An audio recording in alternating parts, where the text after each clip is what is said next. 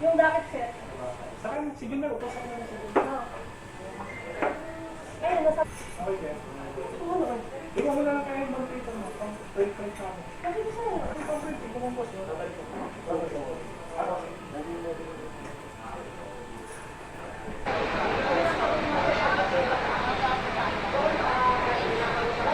Sumakay ako sa kanya ng taxi Taguig going to my location. Pero pagsakay ko ng taxi, sabi niya sa akin is hindi niya alam yung location nung ida-drop off niya sa akin. So dahil panatag ako, dahil parang wala akong idea na may mga ganitong modus dito sa Manila. I'm living the province, so hindi ko alam yung nangyayari dito sa Manila. Binigay ko yung, sinearch ko yung location ng hotel, pinakita ko sa kanya. Then, pagkabigay ko sa kanya ng phone, pagkahawak ko ng phone, pinakita ko sa kanya, sabi niya, ma'am, pahawak ng phone, patingin po. Then, kinuha niya yung phone ko, nilagay niya sa harap ng taxi, sa lagayan ng phone. Then, sabi niya, okay ma'am, sabi niya, on the way, nagsabi ako sa kanya, sir, ay kuya, pwede ba na on the way makapag-stop tayo? Need ko mag-toilet, need ko mag-CR. Ang sabi niya, sige ma'am, okay. On the way, may stopan naman tayo na pwede mong babaan. Pagbaba ko, bago ako bumaba ng taxi, sinabihan ko siya, sir, yung phone ko nasa iyo pa ha. Tapos sabi niya, yes ma'am. Then pagbaba ko, hinarurot niya yung taxi niya.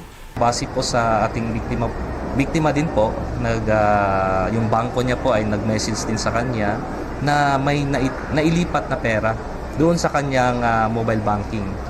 So from sa mobile banking niya, nag-register po yung pera na nai-transfer po doon sa isang account din po. How much? Nasa mga 3,000 sir. Ma'am, yung nasabi po ng ating...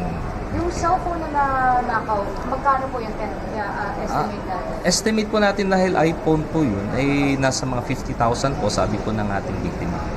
Nasa 50,000, which is hindi na po na-recover sa kanya yung cellphone. Paano po na-arresto ng PNP yung suspect natin? So after po nun ma'am, nung iniwan na po siya nung suspect natin, so ang ginawa po ng biktima natin, nanghingi po siya ng tulong, and fortunately po, dahil po sa pinaigting nating presensya ng ating kapulisan sa field, sa komunidad, lalo dyan sa BGC natin, sa BGC Taguig City, nakahingi po kaagad siya ng tulong sa ating kapulisan. And ang ginawa po nating kapulisan, inalalayan po siya, tinulungan po, then nag-ikot po sila sa BGC, baka mahabol pa po yung suspect. And fortunately po, yung suspect po ay tumigil sa isang area sa BGC wherein positive po na naituro ng biktima natin na siya yung taxi driver. And then doon na po nag-inflict ng arrest yung ating mga kapulisan. Meron